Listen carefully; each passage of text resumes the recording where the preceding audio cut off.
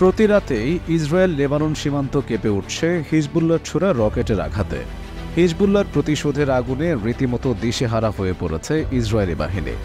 এবার লেবাননের ইসলামী প্রতিরোধ আন্দোলন হিজবুল্লাহর ব্যাপক রকেট হামলায় ইসরায়েলের একজন মেজর পদমর্যাদার সেনা কর্মকর্তা নিহত হয়েছে বলে জানিয়েছে আন্তর্জাতিক এক গণমাধ্যম। ইসরায়েলি গণমাধ্যম টাইমস অব ইসরায়েল জানিয়েছে, নিহত সেনার নাম মেজর ইটাই গালেয়া। সে ইফতার রিজার্ভ আর্ম ব্রিগেডের ডেপুটি কোম্পানি কমান্ডার হিসেবে দায়িত্ব পালন করছিল। মিডিয়াটি বলছে, হিজবুল্লাহর নিক্ষেপ করা রকেটের সরাসরি আঘাতে এই মেজর মারা যান। তারা আরও বলছে, গত ৯ মাসের মধ্যে গতকালই হিজবুল্লাহ সবচেয়ে বড় ধরনের রকেট অভিযান চালিয়েছে। এতে ইসরায়েলের উত্তরাঞ্চলের বহু জায়গায় ব্যাপকভাবে আগুন ধরে যায়।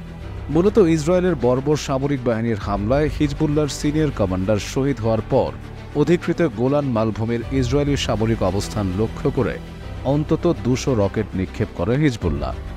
এর পাশাপাশি তারা বিস্ফোরক ভর্তি ২০টি ড্রোন দিয়ে হামলা চালায়। সেই হামলাতেই নিহত হয়েছেন ইসরায়েলের এই সামরিক কর্মকর্তা।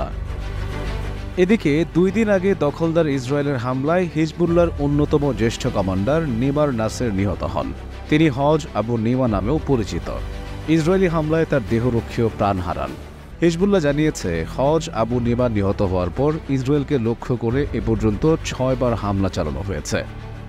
গত বছরের অক্টোবরে ফিলিস্তিনি সশস্ত্র গোষ্ঠী হামাস এবং ইসরায়েলের মধ্যে যুদ্ধ শুরু হওয়ার পর এতে যোগ দেয় লেবাননের শক্তিশালী গোষ্ঠী হিজবুল্লাহ।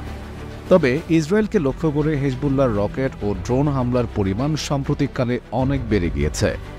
এর ফলে ইসরায়েল লেবানন সীমান্তে বড় ধরনের সংঘাত সৃষ্টির আশঙ্কায় চরম উত্তেজনা বিরাজ করছে মধ্যপ্রাচ্য অঞ্চলে।